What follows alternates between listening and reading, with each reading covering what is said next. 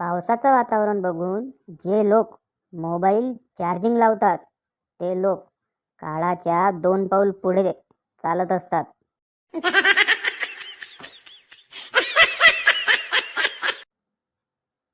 आजकालच्या वाढत्या ऑनलाईन प्रेम प्रकरणामुळे चौकात उभं राहून लाईन मारण्याची प्राचीन भारतीय कला नामशेष होण्याच्या मार्गावर आहे.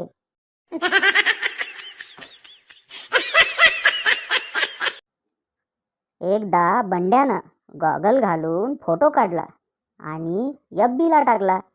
ज्या पोरीवर लाईन मारत होता तिला टॅग केला. तिने लाईक केलं. बंड्या खुश झाला. थोड्या वेळाने तिने कमेंट पण केली. त्याची नोटिफिकेशन पाहून बंड्याच्या हृदयाची धडकन वाढली. एक लांब श्वास घेऊन बंड्यानं सगळा धीर एकवटून कमेंट वाचायची ठरवली. कारण तिनं आजवर केलेली पहिलीच कमेंट होती ती.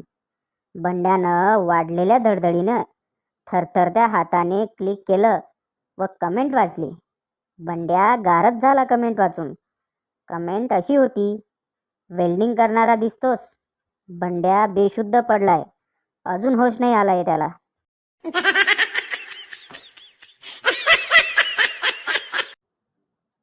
मुलगा, माझ्याकडे माझ्या मित्रासारखी गाडी नाही तरी पण तुला डोळ्यांच्या पापणीवर बसवून फिरवीन. माझ्याकडे माझ्या मित्रासारखे घर नाही तरी पण तुला माझ्या हृदयात ठेवीन. माझ्याकडे माझ्या मित्रा एवढे पैसे नाहीत तरी पण तुला कामाला जाऊन सांभाळीन. अजून काय पाहिजे सांग. मुलगी, बसकर खुड्या, रडवतो का आता? चल दे तुझ्या त्या मित्राचा नंबर.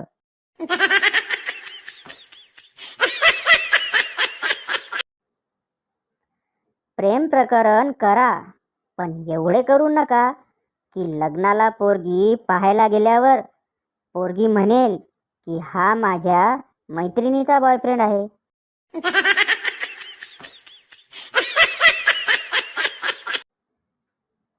जिंदगी एक बाइक है जिसका मेन स्टैंड पत्नी है और साइड स्टैंड गर्लफ्रेंड. अधिकतर गाड़ियाँ साइड स्टैंड पर ही झुकी हुई मिलती है.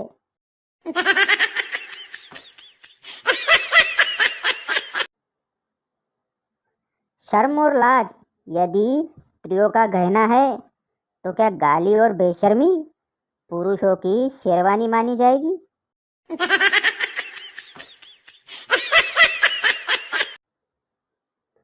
सध्या दिवस इतके खराब चालले आहेत की बाहेर निघालं तरी शेजारची काळी पोरगी पण तोंड वाकळं करून घरात निघून जाते.